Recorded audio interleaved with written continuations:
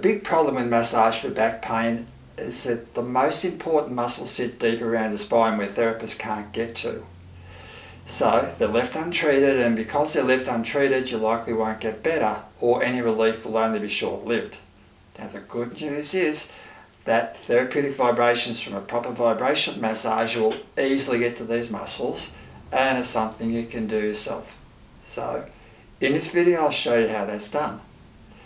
Now let's quickly look at the muscles I'm talking about. Now, as this diagram shows, they sit deep around the spine, running from one vertebrae to the next. Now you can also see a lot of them are really tight spots between the levers that jut out. Now there's a lot of different muscles named according to where they attach and what they do, but collectively we just call them the intrinsic muscles of your spine. So why are they so important? Well, as you can see, they control the movement of individual joints, and if they're tight, they'll stop that joint from moving. Now because they're so deep, the only practical way to massage them is using therapeutic vibrations.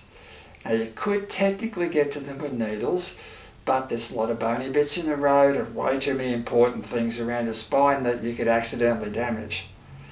Now on the other hand, with a vibration massager like this, you just sit on the surface and the therapeutic vibrations penetrate deeply into every nook and cranny.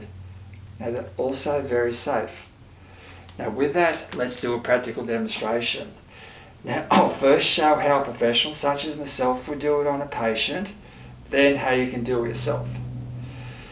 Now the normal way is to examine a muscle is to feel it, looking for tightness, a ropey feel and tender lumps called trigger points. But as I mentioned, the intrinsic muscles are too deep to feel. What we do instead is examine them indirectly by examining the movement of the individual spinal joints, looking for the restriction of movements that tight muscles will cause. Now this is a specialised skill learned by professionals such as chiros, osteos and some postgraduate qualified physios. I'm now examining the joints, and if I find one that I suspect is not moving freely because of tight muscles, I'll place the head of the vibration massager directly over the muscles that would be involved. Now, I'll leave it on for maybe 30 to 60 seconds and then recheck the movement. Now usually it'll be moving better, indicating that the muscles have relaxed and lengthened, allowing the joint to move. Now depending on how much it's improved and how it compares with others, I might give it a bit more. Now that comes down to experience and clinical judgment. Now that's a professional doing it, but what about yourself? Now, as a general principle, tight muscles with trigger points need repeated applications of therapy over time to fully recover. Now what I do in clinic, they'll help, but those same muscles will need more. So what I would do as a professional is show my patients exactly where the problem was.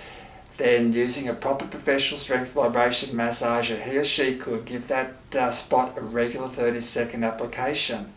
It's very safe and very easy to do, and what I've found is that after a week or two of doing that, things are usually much better. Now the last thing I mentioned is that you need a proper professional strength vibration massager. Now consumer grade massagers are not capable of giving the therapeutic vibrations you need, and massage guns are designed to drive their heads into your muscles like jackhammers rather than deliver therapeutic vibrations. Now they won't deliver the vibrations you need and could easily hurt you. Now I'll leave more info about that and how to choose something appropriate. Hey, thanks very much for watching. It's been most appreciated.